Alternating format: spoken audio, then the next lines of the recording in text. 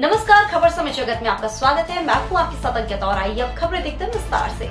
भोपाल विश्व दृष्टि दिवस के मौके पर चिकित्सा शिक्षा मंत्री विश्वास सारंग ने दिव्यांगों से मुलाकात की। उन्होंने नरेला विधानसभा क्षेत्र के अन्ना नगर में दिव्यांगों से मुलाकात की और दिव्यांगों से हालचाल जाना। इस दौरान मंत्री ने कहा कि वैसे तो दिव्यांग भाइयों बहुत के साथ अभी जिंदगी जी रहे हैं, हो सकता है उन्हें शारीरिक रूप से कोई कमी हो, लेकिन उस कमी को नकारते हुए अपनी जिंदगी बहुत अच्छे से जी रहे हैं। इनमें से कुछ दृष्टिहीन बच्चों बहुत अच्छा क्रिकेट खेलते हैं, ब्रेन लिपि में पढ़ाई कर रहे हैं। उन्होंने कहा कि दिव्यांग भाइयों का आशीर्वाद निश्चित रूप से फलीभूत होता है। हमारी केंद्र और राज्य की सरकारों ने दिव्यांग भाइयों के जीवन में खुशी ला सके, इसके लिए लगातार काम किया है। प्रधानमंत्री नरेंद्र मोदी जी को साधुवाद देता हूं कि उन्होंने इन सभी को दिव्यांग की उपाधि दी। अब देश में विकलांग कोई भी नहीं है, दिव्यांग है। वहीं प्रियंका गांधी के मध्य प्रदेश दौरे पर मंत्री सारंग ने कहा कि प्रियंका दीदी मध्य प्रदेश में इलेक्शन टूरिज्म करने के लिए आती हैं। प्रियंका दीदी मध्य प्रदेश आती हैं चुनाव के समय अनर्गल बातें करने के लिए। प्रियंका गांधी कमलनाथ से पूछेगी भाजपा ने आदिवासियों को जो 1000 रुपए देने की योजना बनाई थी उसे क्यों बंद किया, इस बात का भी जवाब दे। देश में पहली बार आदिवासी बहन द्रौपदी मुर्मू जी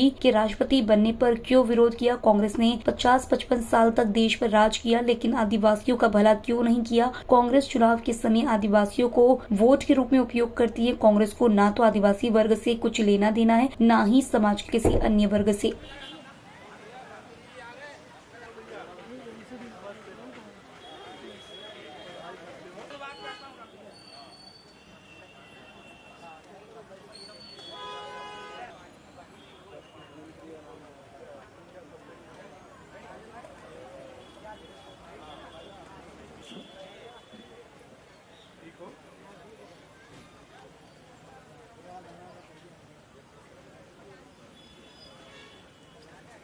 कैसी हो अम्मा?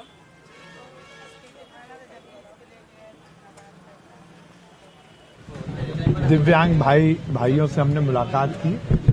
आज विश्व दृष्टि दिवस भी है।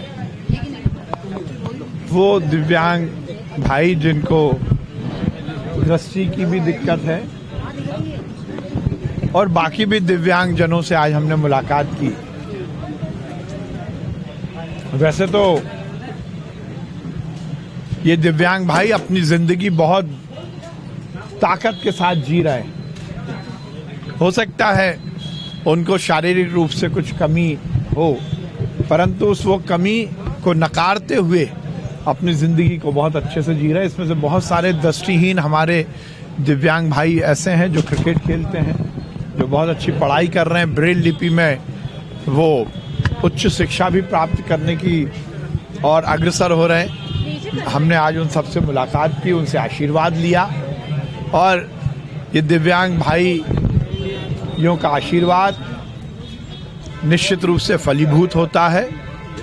और जिस प्रकार से लगातार हमारी सरकार, चाहे वो केंद्र की सरकार हो, राज्य की सरकार हो, उसने दिव्यांगजनों के जीवन में और ज़्यादा खुशी आ सके, उन्हें हर तरह की सुख और सुविधा मिल सके, इसके बारे में लगातार काम किया है। इस देश के यशस्वी प्रधानमंत्री जी को मैं इस बात पर बहुत साधुवाद करूंगा कि उन्होंने इन सबको दिव्यांग की उपाधि दी है। अब देश में विकलांग कोई नहीं है, दिव्यांग हैं। हो सकता है शारीरिक रूप से कुछ कमी हो, परंतु वो अपने जीवन को बहुत ताकत के साथ बहुत बखूबी निभा रहे हैं। आज हमने उनसे मुलाकात की, उनका आशीर्वाद लिया। देखिए, प्रियंका दीदी मध्य प्रदेश आती हैं इलेक्शन टूरिज्म करने के लिए। प्रियंका दीदी मध्य प्रदेश में आती हैं चुनाव के बाद अनर्गल बातें करने के लिए। प्रियंका दीदी आदिवासियों के संरक्षण की बात कर रही हैं, तो वो ये भी बता दें कि जिन कमलनाथ जी के साथ वो मंच साझा कर रही हैं, वो कमलनाथ जी से पूछे ना कि भारतीय जनता पार्टी की सरकार ने आदिवासियों को जो 1000 रुपये महीना देने की योजना बनाई थी, उसको कमलनाथ जी ने क्यों रोका।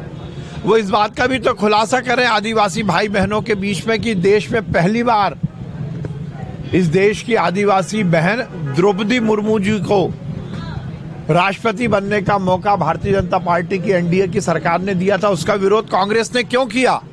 वो ये भी तो बताएं कि 50-55 वर्षों तक कांग्रेस लगातार इस देश में, इस प्रदेश में राज करती रही, पर आदिवासियों का भला क्यों नहीं हुआ?